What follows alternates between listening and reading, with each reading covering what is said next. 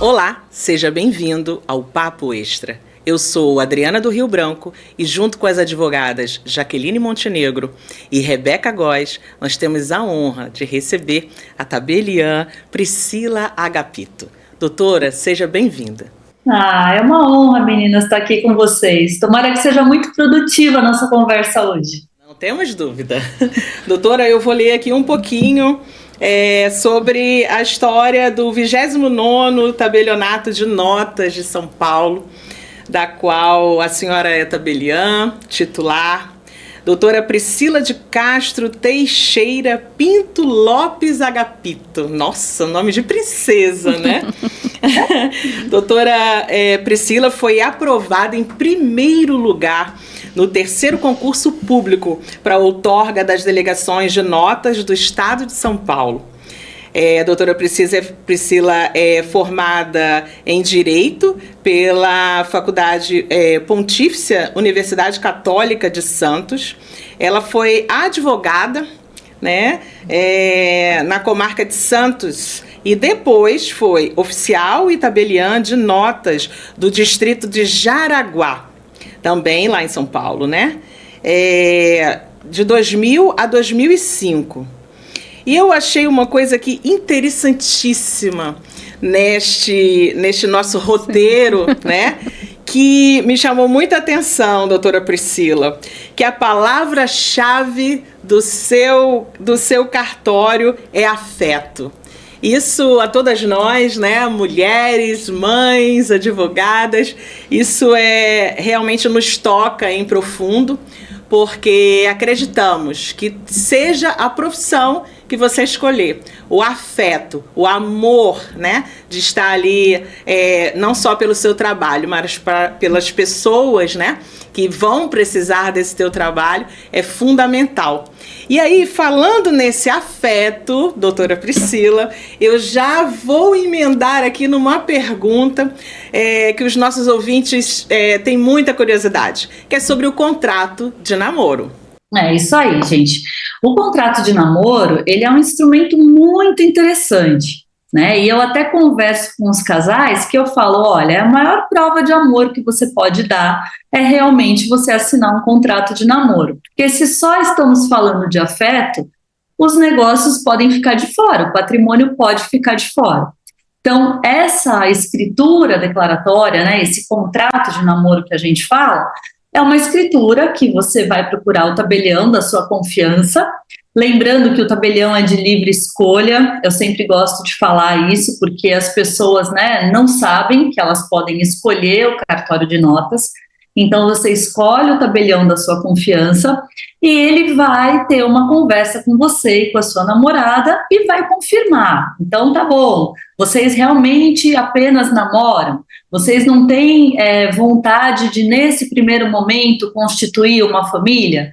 Então tá, então vamos escrever isso aqui. Vamos deixar bem claro que a relação que vocês têm não é uma relação de união estável, pelo menos por agora. É uma relação de namoro. Então, apesar de que um e outro pernoite na casa, né, de um e de outro, apesar de viajarem juntos ou de se apresentarem socialmente em público, não significa que já há, nesse momento, um intuito de constituir família. Então, isso reflete numa relação de namoro que não tem efeitos jurídicos, né, do direito de família. Então, é uma coisa muito bacana. Eu faço bastante lá no 29º, já há bastante tempo. Agora é uma coisa mais tranquila, né? Vários cartórios já fazem. Eu faço desde um tempo onde isso era impensável e tem sido muito bem aceito, porque é uma prova, né, de que os dois foram orientados por um oficial público que explicou exatamente a diferença entre um namoro e uma união estável. Então, não dá para, depois de você assinar um instrumento desse, no tabelionato de notas, você querer dizer e alegar sua própria torpeza, né? Dizendo, eu não sabia, não é namoro, é união estável. Então, não dá, né? Você está bastante orientado, o tabelião te explica direitinho como funciona. E uma dica que eu dou, meninas, é assim, o contrato de namoro é importante que você, de tempos em tempos, você renove. Então, eu oriento o casal a pelo menos uma vez no ano. O lindo seria mais ou menos a cada 6 meses, mas pelo menos uma vez no ano, segue no namoro, passa no tabelionato e fala, olha, a gente veio aqui declarar que a gente continua em namoro. Não, mesmo que não tenha tido término. Não terminaram, vão dar continuidade, só renovando. Só para renovar e dizer que não se transformou numa união estável. Entendeu? E também, da mesma forma, a partir do momento que entender que você andou do namoro para a união estável, vamos voltar no tabelionato e falar, olha, a partir de agora é a união estável. Porque aí não restam dúvidas. Aí fica uma coisa certinha, escriturada, não vai ter dúvida de quando começou, não vai ter dúvida de regime de bens. Esse é o pior dos mundos, né? Eu tenho muitos clientes do cartório que agem dessa maneira como eu oriento. E aí você segue sem ter problemas, que é isso que o tabelião faz, previne problemas. Doutora, a função do contrato de namoro é mais para proteção patrimonial, seria isso? Sim. É muito comum em casais já mais velhos, que já terminaram aí o segundo, terceiro casamento e que não têm vontade de começar uma nova união estável, que quer apenas realmente namorar. Né? Não é a regra, tem, lógico, os casais mais novos que também assinam, por exemplo, vai morar junto para dividir uma faculdade, vai dividir uma república e aí está namorando, mas não é ainda estável. Tem vários cenários, mas é mais comum, eu percebo, na idade grisalha, sabe? Sim. É o que eu tenho percebido. E aí sim, porque você vai ter paz, os filhos não vão ficar reclamando, porque ó, tá aqui, filhos, é namoro, tá? A moça não vai ficar o patrimônio de vocês, deixa eu ser feliz em paz. Com certeza. Prevenir sempre será melhor do que remediar, né, doutora Priscila? Sim. Doutora, esse é o papel da tabelina. Sim. A senhora usou um exemplo sobre namoro quando os jovens vão ali dividir o mesmo apartamento em razão de faculdade. Como que funciona a questão dos jovens que, usando o exemplo da senhora, vão dividir, mas no exterior, vão ganhar uma bolsa, vão estudar fora, e é possível fazer o contrato aqui no nosso tabelionato, deixar tudo indicadinho, dizendo que esse compartilhamento habitacional ocorrerá em outro país. Sim, sem problema nenhum, gente. Mesmo que eles estejam lá fora do país, hoje em dia, com os atos eletrônicos que você consegue assinar da onde você estiver, não tem problema nenhum. Né? E como a coabitação ela não é requisito nem para a união estável e nem para o namoro, é bom você sempre deixar claro, nem para o casamento, né? Sim. Quantos casais que a gente conhece que não coabitam? Então é sempre bom, olha, apesar da gente estar indo morar junto no exterior, não significa que a gente está em união estável. A gente está numa simples relação de namoro. Sim. Né? Bem uma outra situação que pode ser colocada no contrato de namoro é a questão dos pets, né, doutora? Porque vai ali, não é? Inclusive até pessoas famosas, né? Que a gente sabe aí na mídia aí de fofoca e tudo mais, que vão ali, adquirem, né, um cachorrinho, um gatinho, e aí passa a ser o filhinho daquele casal de enamorados, né? Vamos chamar assim. E aí no término, o pobre do pet fica ali com saudade de um, de outro, sem uma guarda ali compartilhada, né, dos pequenos, dos filhos, né, de pelos. Exatamente. E é possível também colocar no contrato de namoro. Sim, desde que não me venham com bebê reborn, o resto eu deixo. Pode colocar sem problema. Já teve algum caso, doutora, dessa loucura psicodélica, que só falando assim... Para registrar o bebê? Meu Deus. Ainda não. Nossa, porque até o hospital, né, tá recebendo esse absurdo, né? Doutora, assim, qual existe algum tipo de cláusula que é essencial para esse contrato? Digamos assim, obrigatório ter no contrato de namoro a cláusula X. Existe alguma situação assim?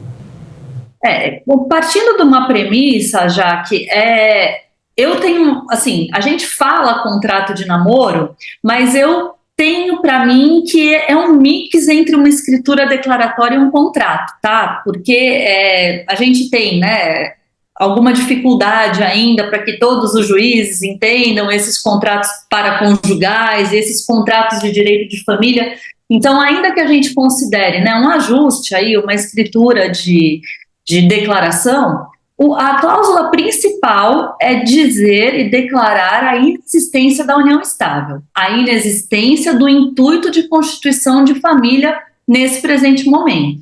Depois, tem várias outras cláusulas que a gente coloca, que se porventura essa situação de fato se transmutar numa união estável com o passar do tempo, então que eles escolhem um regime de bens X, sabe? Já prevendo que se aquela situação mudar, eles já querem pré-estabelecer um regime de bens. Agora, a obrigatória é dizer que não há o intuito de constituir família. Olha, perfeito, porque você já pode deixar ali pré-determinado qual seria o regime. Bacana. Sim, é delicado, né, gente? As relações de família são delicadas. Então, assim, você não sabe, às vezes, exatamente a partir de que momento, né, exato, dia e hora, deixou de ser namoro e virou uma união estável. É uma coisa um pouco empírica. Então, tem também essa possibilidade de você já prever.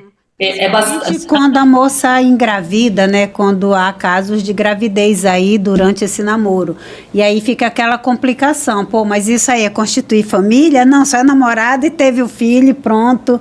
Não era intenção. Pra mim não tem muita diferença o pet e engravidar, não. Eu acho até que tem que tomar cuidado de você falar de guarda pet, porque já começa a dar um indício de família. Eu tenho uma outra, assim, pegando naquela inicial, né, de o ideal é saber que você pode escolher o cartório de notas, né, que são vários cartórios e que você tem que ter aquele relacionamento, é o ideal, né. Então, todo cartório de notas, ele tem a possibilidade de fazer a declaração, o contrato de namoro, e ele também tem que orientar, ele para todos. Então, ou só no seu cartório, ou alguns podem se negar, não querer. Tem alguma formalidade nisso? Então, doutora Rebeca, é assim. O tabelião, ele é de livre escolha justamente porque ele é um profissional do direito que vai te orientar de acordo com o conteúdo jurídico que ele tem, certo? Por isso é de livre escolha. Você só precisa escolher o cartório determinado quando o assunto é de registro. Então, se você vai para um registro civil, você precisa escolher o cartório do bairro. Registro de imóveis, o cartório do bairro. Agora, o tabelião, ele é livre, você escolhe o profissional que você bem desejar.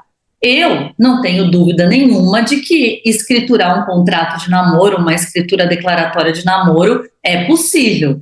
Eu sou ibedermana, eu estudo bastante o assunto, eu sou pós-graduada em Direito de Família, então, para mim, é uma coisa muito tranquila. Agora, tem, sim, tabeliães que se filiam a correntes mais conservadoras, que entendem que esse contrato não pode ser feito, que é nulo, porque, assim, às vezes não é a área deles estudar o direito de família, ou eles são mesmo mais conservadores. E o tabelião, ele tem a liberdade funcional dele, de falar, olha, eu não concordo, eu acho que não vai dar em nada, eu não quero te vender esse serviço, que eu acho que pode não dar em nada. Então, por isso que você pode escolher. O que eu falo? Eu explico as correntes, entendeu? Eu falo, olha, é uma coisa que é novidade na jurisprudência, a gente tem julgados aqui e ali, tem o livro da nossa Marília, vai dar uma lidinha. Eu acho que é melhor você fazer do que você não fazer, né? A prova fica mais forte quando você põe no papel, principalmente diante de um tabelião, que você não vai poder. Por que você escolhe fazer o contrato no tabelião e não fazer um contrato particular?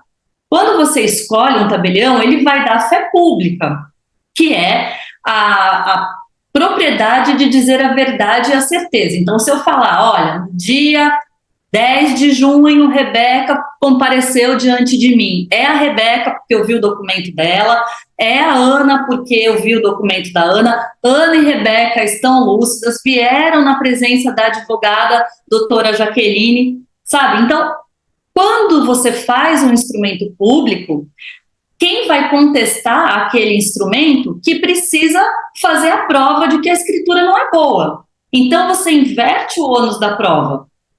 É muito mais forte do que você fazer uma coisa para um instrumento particular, que a prova fica para quem criou o documento. Se alguém contestar um instrumento particular, o dono do instrumento particular é que tem que provar que é bom, ao contrário da escritura pública. Então, é uma coisa muito forte.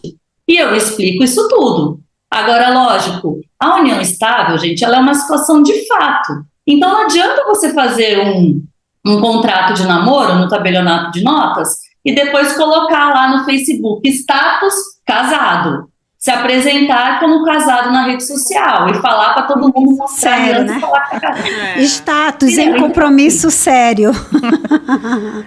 Não é assim o status dos jovens?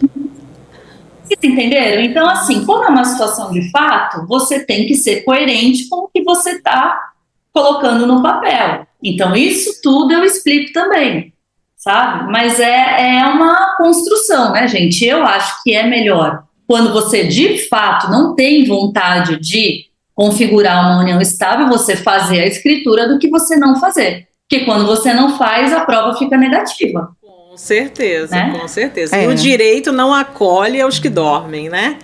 Essa é a máxima, né, do direito.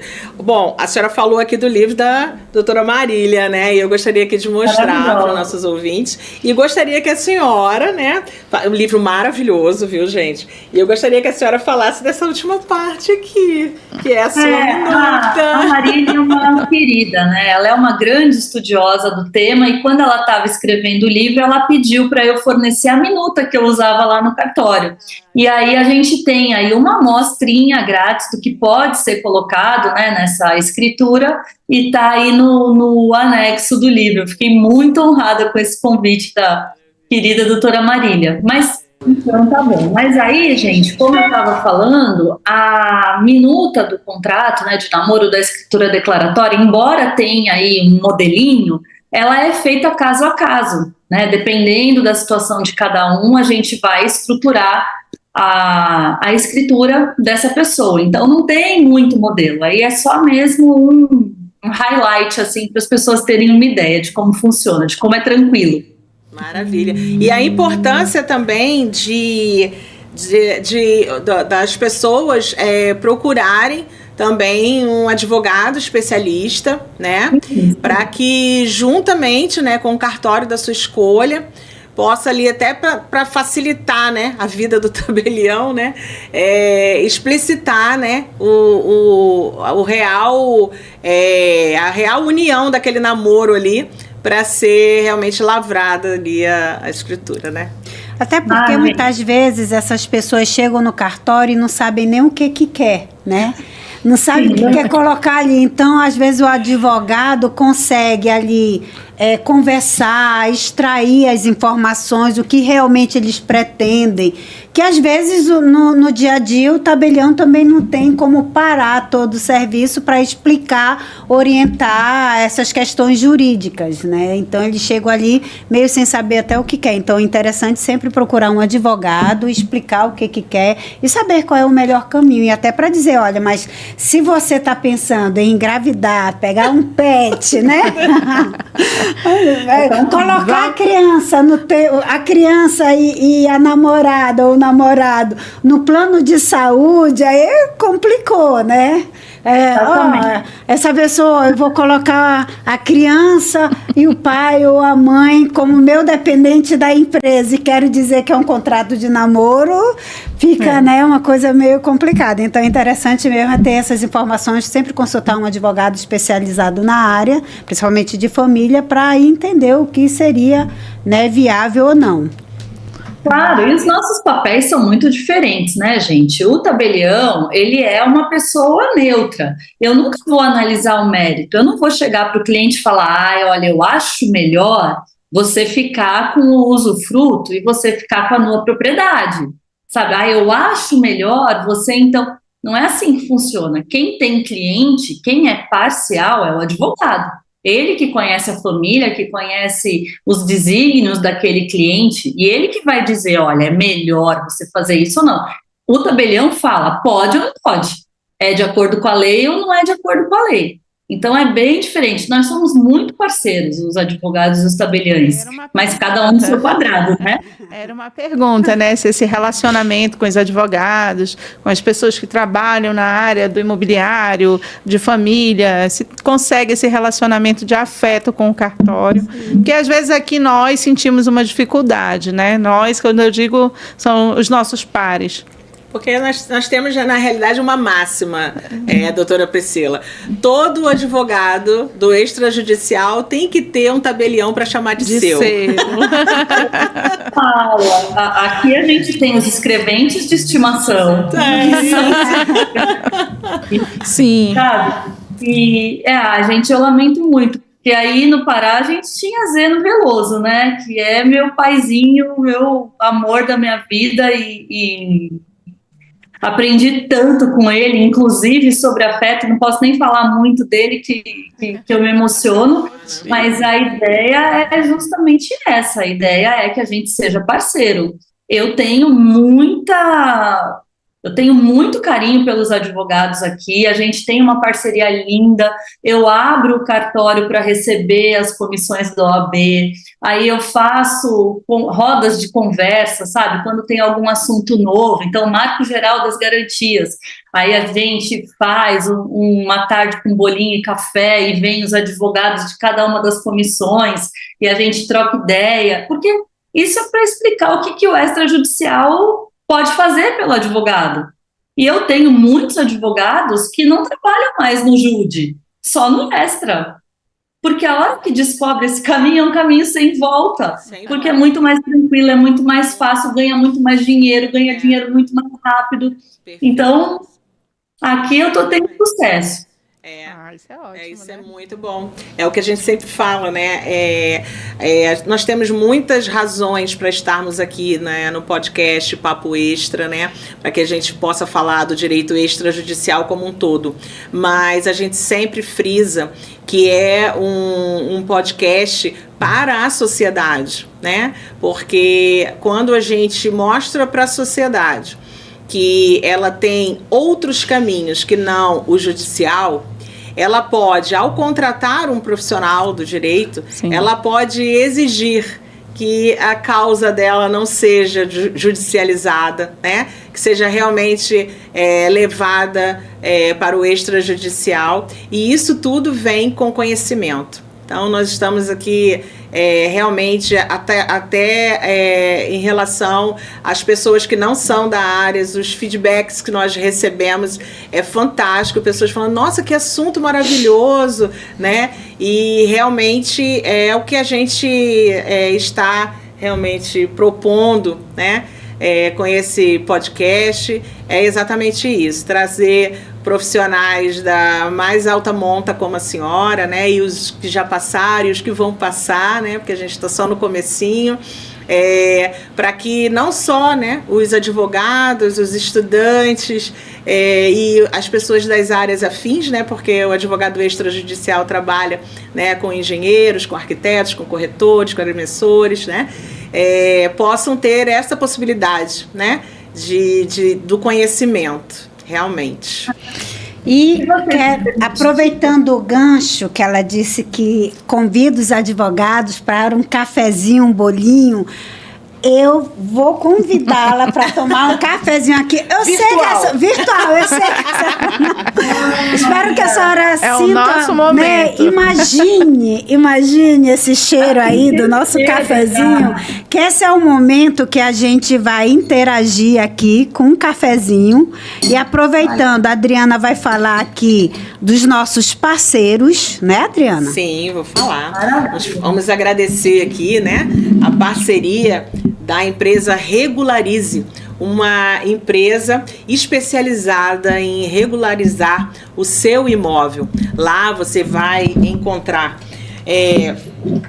Só um instantinho. Lá você vai encontrar profissionais, né, extremamente capacitados, atendimento ímpar, né, e nós agradecemos a Regularize por estar conosco.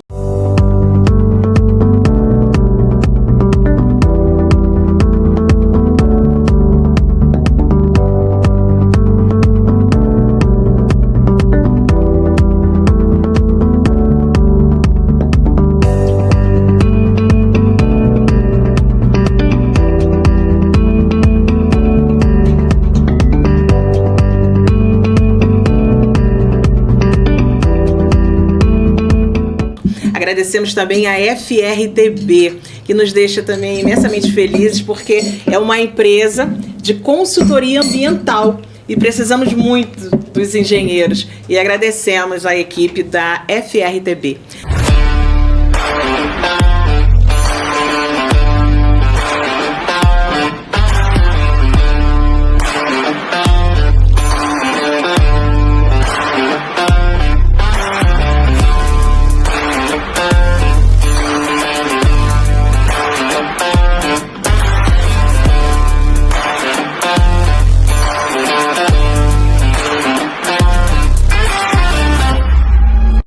Agradecemos igualmente ao Instituto IBDESP, Instituto Barão do Rio Branco, instituto criado para que o ensino do direito extrajudicial possa entrar nas universidades, por acreditar que tudo começa na base, e a base são os acadêmicos, que infelizmente não possuem a matéria nas universidades. Nós temos uma triste realidade do MEC, que atualizou a grade curricular do curso de Direito em 1996.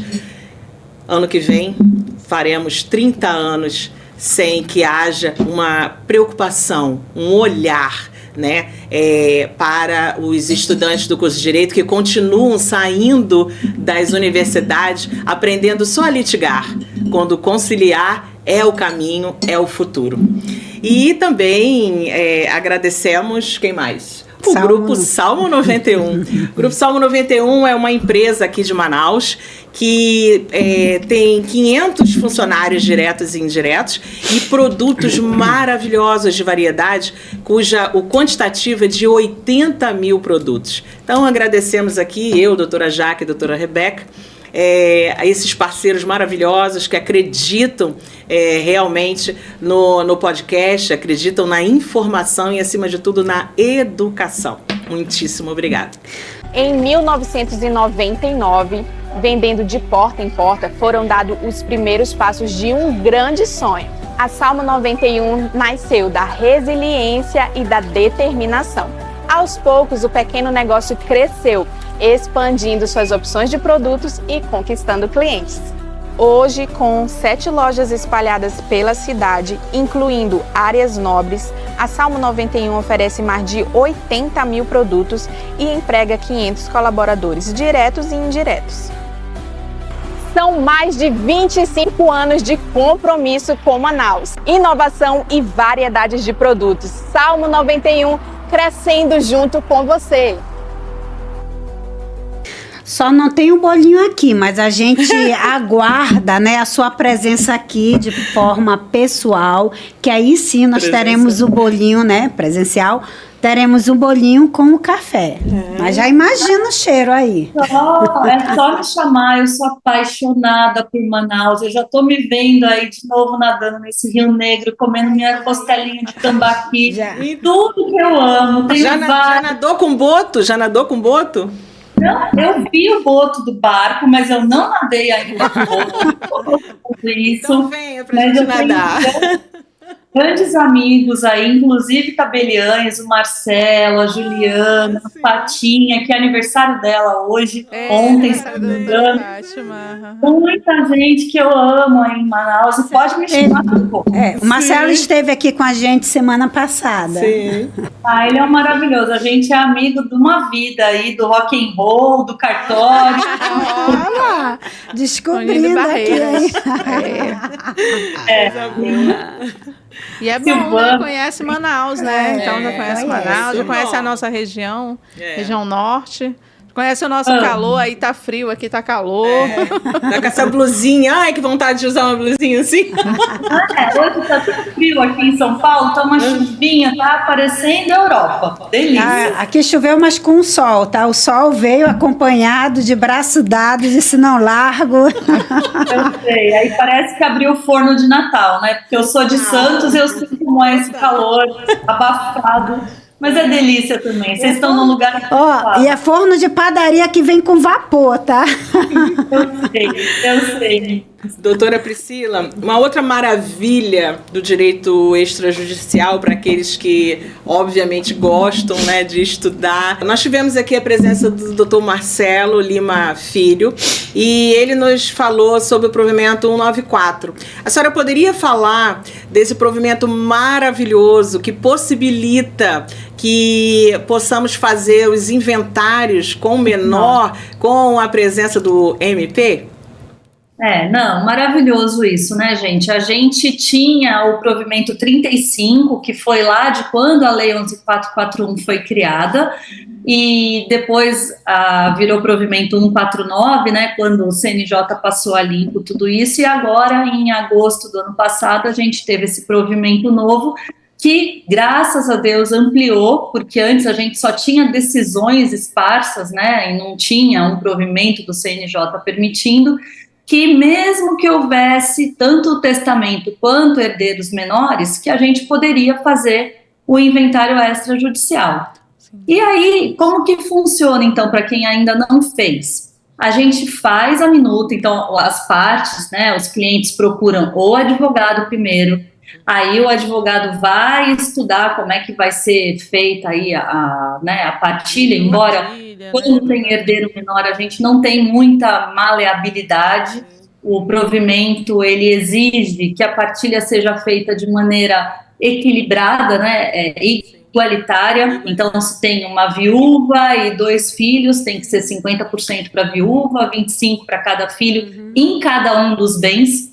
Não pode ser a viúva ficando com 50% equivalente ao dinheiro e os menores em relação aos imóveis, embora isso eu ache uma bobagem. E já falei que se os advogados aqui em São Paulo quiserem propor uma partilha desse jeito, eu vou propor, porque eu acho que às vezes o melhor interesse da criança é que justamente a partilha seja desigual, para que o menor não fique com uma coisa que ele não vai... né? Precisa resguardar, né? Exatamente. Então, a gente faz a minuta do inventário e aí a gente submete essa minuta para o promotor de justiça. E já tem um sistema eletrônico em cada um dos estados, né? Os MPs já providenciaram um sistema eletrônico. Quando não tem o sistema, é enviado por e-mail e o promotor vai ter 15 dias para analisar essa minuta. E aí olhar se está de acordo, e é muito pouco que o MP pode dizer que não vai concordar, né? Às vezes eles querem lá um ou outro documento a mais que não consta na minuta, já aconteceu comigo, eu já fiz mais ou menos uns 12, 13 casos. E foi assim, tudo bem rapidinho. Aqui em São Paulo a gente tem esse sistema direto do MP, então a gente manda com um certificado digital, né, do GovBR, a gente manda essa minuta, o promotor logo se manifesta e devolve o parecer favorável. Se ele der um parecer desfavorável, ou o tabelião cumpre o que ele está propondo, então, eu quero que retifique o registro de óbito, eu quero que junte não sei o quê, você atende o que o MP quer e submete de novo a minuta para ele, ou se ele falar, não vou concordar, o tabelião remete esse parecer desfavorável para o juiz corregedor permanente. E aí é o juiz que vai decidir se a minuta vai poder ser lavrada ou não.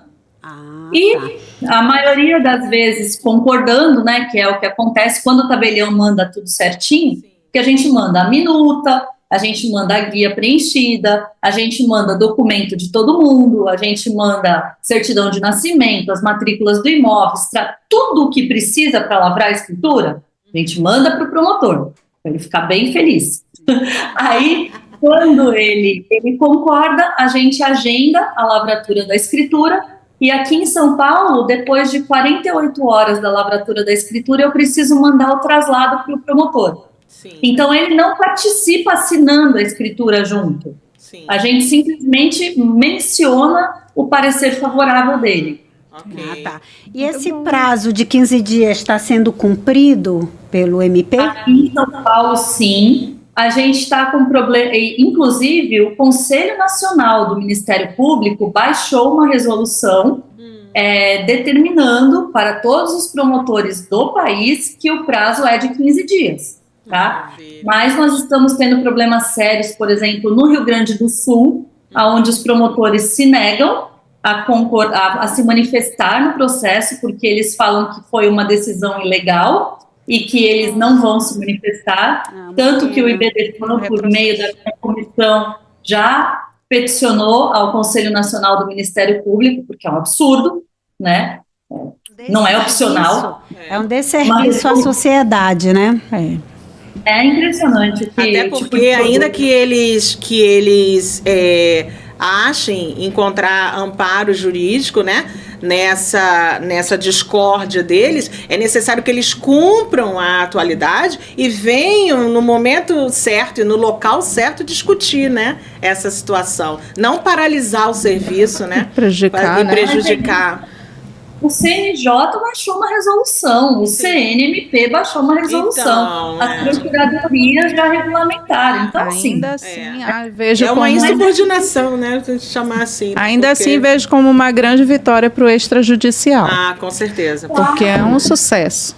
Todas as perguntas que eu ia fazer, a senhora já foi respondendo. Foi. Mas aí eu gostaria que a gente passasse para o público assim. Não havendo, ou melhor, havendo o parecer favorável, tudo redondinho, tudo bonitinho. A gente pode dizer que ao entrar no cartório e ao resolver a questão, seria qual o prazo que a senhora comumente tem no seu cartório? Gente, o prazo que demora para fazer o inventário extrajudicial é o prazo do advogado juntar toda a documentação. Já falar, eu acho que é na documentação. Olha a orelha aqui. Você deixou ficando no gol, eu chutei para dentro. Porque a gente faz a minuta rápido. O problema é que eu até faço brincadeira com os advogados. Sabe assim, aquele advogado, eu gravei um vídeo uma vez, tá lá no meu Instagram, que aliás eu convido todo mundo para seguir. Pode colocar o Instagram.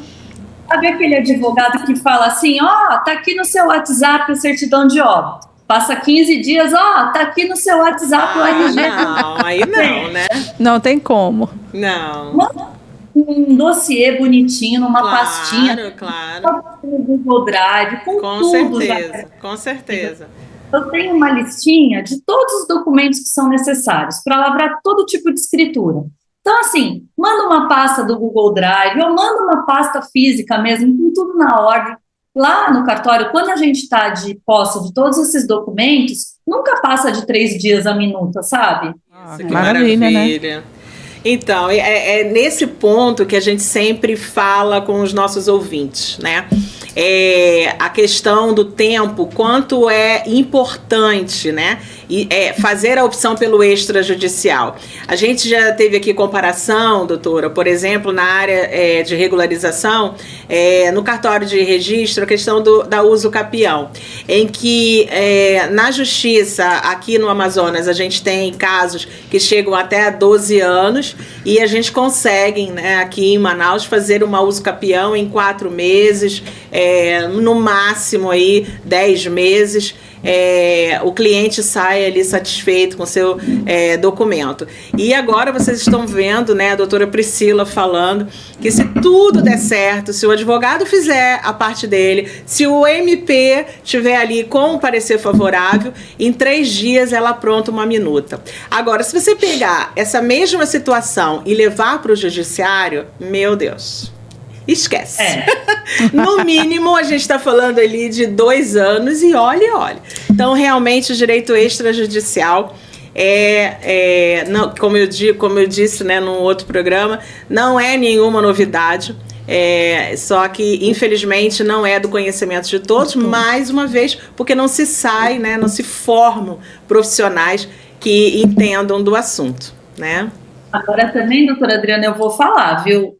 Sabe aquele advogado chato que se prostra lá na sala do juiz e fica esperando ele dar liminar? Eu sou a tabeliã chata correspondente, porque eu mandei a multa. O promotor não responde, eu mando um e-mail.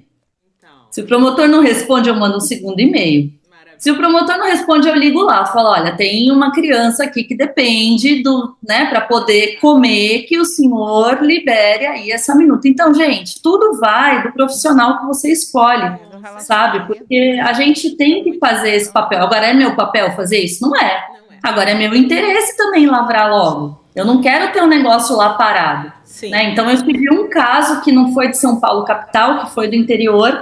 E assim, estava dando os 15 dias e o promotor não se manifestava. Aí eu falei, gente, olha, por favor, eu vou comunicar a PGJ que o prazo está estourando sem resposta. Sim. E no começo eles estavam um pouco perdidos, sem saber mexer no sistema. Então tem que ficar tocando, não tem jeito. No começo, realmente, nós tivemos aqui o primeiro Congresso de Direito Extrajudicial no ano passado, e foi em setembro. Então, até os palestrantes estavam trazendo, nós tínhamos aqui como nossa presidente do Congresso, a doutora Letícia Maculan, né, que a senhora, por óbvio, deve conhecer, né, a querida doutora Letícia, um grande beijo para a senhora de Minas Gerais. E ela trouxe, né, juntamente com a doutora Carolina Mosman também, né? Querida. Então, essa questão, né, porque estava muito fresquinho, né, não tinha nem 30 dias ainda, e estava todo mundo querendo saber, né, como que ia fazer. Isso foi trazido ao Congresso. Então, hoje, como seria essa comunicação questão de MP, prazo, né?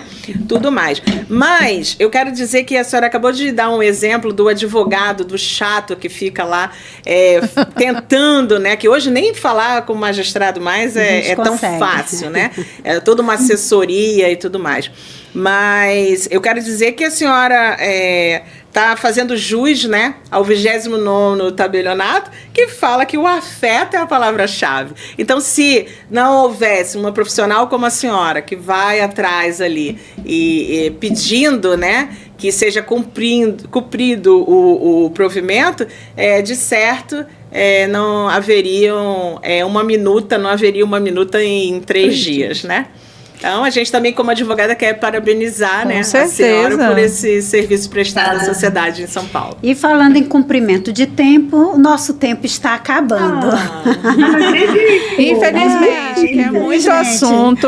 Nós gostaríamos, foi uma conversa, assim, maravilhosa, bem entrosada. Sim. Né? Já está deixando saudade aqui. Tem mais umas coisinhas aí que a gente queria perguntar. Acho que nós vamos ter parte 2, hein? Eu topo. Olha aí, ela topa. Muito bom. Maravilha, maravilha. E com certeza um podcast que vai falar desde os adolescentes, né?